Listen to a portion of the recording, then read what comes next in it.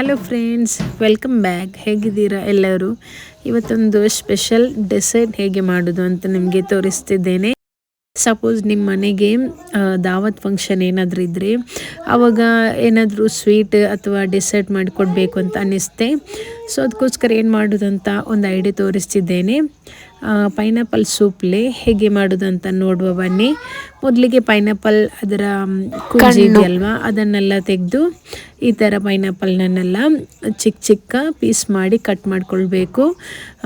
ಯಾಕಂದರೆ ಅದು ತುಂಬ ಚೆನ್ನಾಗಿ ಬಾಯ್ಲ್ ಆಗಬೇಕಲ್ವ. ಸೊ ಅದಕ್ಕೋಸ್ಕರ ನೋಡಿ ಅದನ್ನೆಲ್ಲ ಪೀಸ್ ಮಾಡಿ ಅದನ್ನು ಇವಾಗ ಒಂದೊಂದೇ ಚಿಕ್ಕ ಚಿಕ್ಕ ಪೀಸ್ ಮಾಡಿ ಕಟ್ ಮಾಡ್ತಿದ್ದಾರೆ.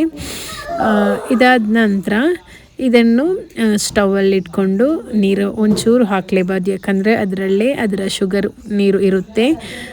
ನೋಡಿ ಎಷ್ಟು ನೀರಿದೆಯಾ ಅಂತ ಚೆನ್ನಾಗಿ ಅದು ಕುದಿಬೇಕು. ಯಾವ ಥರ ಅಂದರೆ ಅದೊಂಥರ ಒಂದು ಇವಾಗ ಸ್ವಲ್ಪ ರಫ್ ಆಗಿರ್ತದೆ. ಮೊದಲಿಗೆ ಅದು ಸಾಫ್ಟ್ ಆಗುವವರೆಗೂ ಅದನ್ನು ಬೇಯಿಸ್ತಾನೆ ಇರಬೇಕು. ಅಂದರೆ ಅದು ಅದರ ಅಷ್ಟಕ್ಕೆ ಬೇಯ್ತಾ ಇರ್ತದೆ.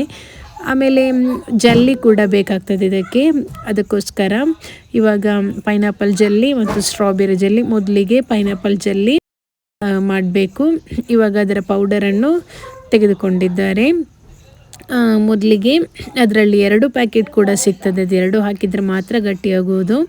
ಅದನ್ನಿವಾಗ ಆ ಪೌಡರನ್ನು ಹಾಕಿ ಅದಕ್ಕೆ 1 ಲೋಟದಷ್ಟು ನೀರನ್ನು ಹಾಕ್ಕೊಳ್ಬೇಕು. ಅದು ಹಾಕಿದ ನಂತರ ಚೆನ್ನಾಗಿ ಮಿಕ್ಸ್ ಮಾಡಿಕೊಂಡಿದ ನಂತರ ಸ್ಟವಲ್ಲಿಟ್ಟು ಅದನ್ನು ಚೆನ್ನಾಗಿ ಬಾಯ್ಲ್ ಮಾಡ್ಕೊಳ್ಬೇಕು. ಒಂದು ಮೀಡಿಯಮ್ ಲೆವೆಲ್ ಬರುವವರೆಗೂ ಅದನ್ನು ಚೆನ್ನಾಗಿ ಕುದಿಸ್ಬೇಕು. ನೋಡಿ ಈ ಥರ ಇವಾಗ ಚೆನ್ನಾಗಿ ಬಾಯ್ಲ್ ಆಗ್ತಿದೆ. ಇದಾದ ನಂತರ ಹಾಟಾಗಿರುವಾಗಲೇ ಅದನ್ನೊಂದು ಪ್ಲೇಟಿಗೆ ಸರ್ವ್ ಮಾಡಬೇಕು. ಈ ಥರ ಒಂದು ಪ್ಲೇಟ್ ಇದ್ದರೆ, ಸ್ಟೀಲ್ ಪ್ಲೇಟ್ ಆದರೆ ತುಂಬ ಒಳ್ಳೆಯದು, ಚೆನ್ನಾಗಿ ಬರ್ತದೆ. ಈ ಥರದನ್ನು ಅದಕ್ಕೆ ಸರ್ವ್ ಮಾಡಬೇಕು. ಇದು ಮಾಡಿದ ನಂತರ ಸ್ವಲ್ಪ ಹೊತ್ತು ಫ್ಯಾನ್ ಅಡಿಯಲ್ಲಿ ಇಡಬೇಕು. ಇವಾಗ ಸ್ಟ್ರಾಬೆರಿ ಜೆಲ್ಲಿಯನ್ನು ತೆಗೆದುಕೊಳ್ತಿದ್ದೇವೆ. ಅದನ್ನು ಕೂಡ ಹಾಗೆ ಸೇಮ್ ಮೆಥಡ್ ಫಸ್ಟಿಗೆ ಮಾಡಿದ್ವಲ್ವ, ಅದರಲ್ಲಿರುವ ಪೌಡರನ್ನು 2 ಪೌಡರನ್ನು ಕೂಡ ಹಾಕ್ಕೊಳ್ಬೇಕು. ಅದು ಹಾಕಿದ ನಂತರ 1 ಲೋಟದಷ್ಟು ನೀರು ಹಾಕ್ಕೊಂಡು ಚೆನ್ನಾಗಿ ಮಿಕ್ಸ್ ಮಾಡಿಕೊಳ್ಬೇಕು. ಆನಂತರ ಅದನ್ನು ಕೂಡ ತುಂಬ ಚೆನ್ನಾಗಿ ಬಾಯ್ಲ್ ಮಾಡಿಕೊಳ್ಬೇಕು. ಇವಾಗ ಇದನ್ನು ಕೂಡ ಸೇಮ್ ಪ್ಲೇಟಿಗೆ ಹಾಕ್ಕೊಳ್ತಿದ್ದೇವೆ, ಯಾಕಂದರೆ ನೋಡಲಿಕ್ಕೂ ತುಂಬ ಚೆನ್ನಾಗಿ ಕಾಣುತ್ತೆ. ಈ ಥರ ಹಾಕ್ಕೊಂಡ್ರೆ ಇದನ್ನು ಸ್ವಲ್ಪ ಹೊತ್ತು ತಣ್ಣಗಾಗಿಸ್ಕೊಂಡು ಆ ನಂತರ ಇದನ್ನು ಫ್ರಿಜ್ಜಲ್ಲಿ ಇಡಬೇಕು. ಒಂದು ಹಾಫ್ ಆನ್ ಅವರ್ ತನಕ ಇಟ್ಟರೂ ಅದು ಗಟ್ಟಿಯಾಗ್ತದೆ. ಇವಾಗ ಮೊದಲಿಗೆ ಪೈನಾಪಲನ್ನು ಇಟ್ಟಿದ್ದೇವಲ್ವ, ಅದು ಸ್ವಲ್ಪ ಮಟ್ಟಿಗೆ ಆರುತ್ತಾ ಬಂತು. ಆವಾಗ ಸ್ವಲ್ಪ ಒಂದು ಕಪ್ಪಷ್ಟು ಶುಗರನ್ನು ಹಾಕ್ಕೊಳ್ಬೇಕು. ಶುಗರ್ ಹಾಕಿದ ನಂತರನೂ ಕೂಡ ಒಂದು ಸ್ವಲ್ಪ ಅದನ್ನು ಬಾಯ್ಲ್ ಮಾಡ್ಕೊಳ್ಬೇಕು, ಯಾಕಂದರೆ ಶುಗರ್ ಅದು ಕರಗಬೇಕಲ್ವ. ಸೊ ಹಾಗಾಗಿ ಅಂದರೆ ಟೋಟಲಾಗಿ ಸ್ಮೂತ್ ಆಗಿರಬೇಕು ಮತ್ತು ನೀರು ಒಂದು ಸ್ವಲ್ಪನೂ ಇರಬಾರ್ದು. ಹಾಗೆ ನೋಡಿ ಇವಾಗ ಸ್ವಲ್ಪ ಲೈಟಾಗಿ ಕಲರ್ ಕೂಡ ಚೇಂಜ್ ಆಗ್ತಾ ಬಂದಿದೆ ಶುಗರ್ ಹಾಕಿದ ನಂತರ.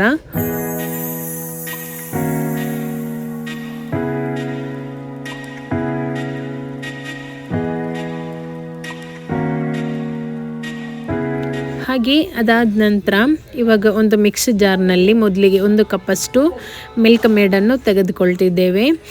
ಇದರ ಮೇನ್ ಇಂಗ್ರೀಡಿಯೆಂಟ್ಸ್ ಬಂದು ಇದೇ ಬರ್ತದೆ. ಆಮೇಲೆ 2 ಫ್ರೆಶ್ ಕ್ರೀಮನ್ನು ತೆಗೆದುಕೊಂಡಿದ್ದೇವೆ. ಯಾಕಂದರೆ ಅಮೂಲ್ ಫ್ರೆಶ್ ಕ್ರೀಮ್ ಆದರೆ ಇನ್ನೂ ಕೂಡ ಸ್ವಲ್ಪ ಜಾಸ್ತಿನೇ ಟೇಸ್ಟ್ ಬರುತ್ತೆ.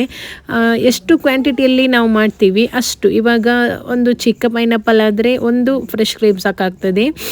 2 ಅಥವಾ 3 ಮಾಡಿದರೆ 2 ಫ್ರೆಶ್ ಕ್ರೀಮ್ ತಗೊಳ್ಬೋದು. ಎಷ್ಟು ಬೇಕು ಅಷ್ಟು ಕ್ವಾಂಟಿಟಿಯಲ್ಲಿ ನೀವು ತಗೊಂಡ್ರೆ ಆಯಿತು. ಇವಾಗ ನಾವು ತುಂಬ ಜಾಸ್ತಿ ಮಾಡೋದ್ರಿಂದ 2 ಫ್ರೆಶ್ ಕ್ರೀಮ್ ತೆಗೆದುಕೊಳ್ತಿದ್ದೇವೆ. ನೋಡಿ ಮೊದಲಿಗೆ ಮಿಲ್ಕ್ ಮೇಡ್ ಹಾಕಿದ್ದೇವೆ, ಆಮೇಲೆ ಫ್ರೆಶ್ ಕ್ರೀಮ್, ಇದು 2 ಹಾಕಿದ ನಂತರ ಮಿಕ್ಸಿಯಲ್ಲಿ ಚೆನ್ನಾಗಿ ಗ್ರೈಂಡ್ ಮಾಡ್ಕೊಳ್ಬೇಕು. ಇದು ಎರಡೇ ಹಾಕ್ಕೊಳ್ಳೋದು, ಯಾಕಂದರೆ ಶುಗರ್ ಹಾಕಲಿಕ್ಕಿಲ್ಲ. ಮಿಲ್ಕ್ ಮೇಡಲ್ಲಿ ಆಲ್ರೆಡಿ ಶುಗರ್ ಇರ್ತದೆ. ಮಿಲ್ಕ್ ಮೇಡ್ ಎಷ್ಟು ಬೇಕೋ ಅಷ್ಟು ಹಾಕಿದ್ರಾಯಿತು. ಇವಾಗ ಮೊದಲಿಗೆ ಅದು ಪೈನಾಪಲ್ ತಗೊಂಡಿದ್ದೀವಿ ಅಲ್ವಾ, ಅದು ತನಗಾಗಿದೆ.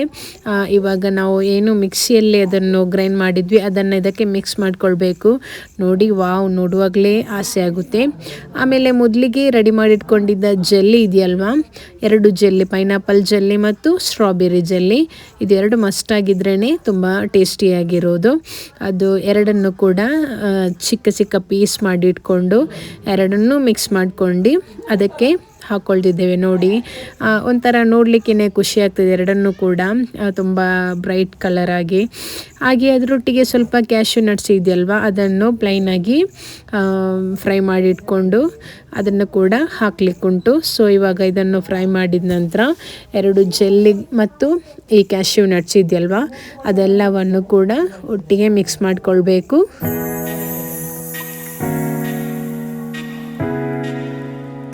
ಸೊ ಇವಾಗ ಎಲ್ಲನೂ ರೆಡಿಯಾಗಿದೆ. ಎಲ್ಲ ಇಂಗ್ರೀಡಿಯೆಂಟ್ಸ್ ಹಾಕಿದ ನಂತರ ಒಟ್ಟಿಗೆ ಮಿಕ್ಸ್ ಮಾಡ್ಕೊಳ್ಬೇಕು. ವಾವ್, ನೋಡಿ, very yummy and tasty dessert. ಒಮ್ಮೆ ಟ್ರೈ ಮಾಡಿ ನೋಡಿ, ತುಂಬ ಅಂದರೆ ತುಂಬ ಟೇಸ್ಟಿಯಾಗಿರುತ್ತೆ. ವಿತ್ ಐಸ್ ಕ್ರೀಮ್ ಜೊತೆ ಇದನ್ನು ಸರ್ವ್ ಮಾಡಿ ಕೊಟ್ಟರೆ ಎಲ್ರಿಗೂ ಇಷ್ಟ ಆಗುತ್ತೆ, ಮತ್ತೆ ಮತ್ತೆ ತಿನ್ನಬೇಕು ಅಂತ ಅನಿಸುತ್ತೆ. ಒಮ್ಮೆ ನೀವು ಕೂಡ ಟ್ರೈ ಮಾಡಿ ನೋಡಿ, ನನಗೆ ಕಾಮೆಂಟ್ ಮಾಡಿ. ಯಾಕಂದರೆ ಇನ್ನೂ ಕೂಡ ನಾನು ವಿಡಿಯೋ ಹಾಕಲಿಕ್ಕೆ ನನಗೆ ಅದು ಸಪೋರ್ಟ್ ಆಗ್ತದೆ. Thank you. Bye.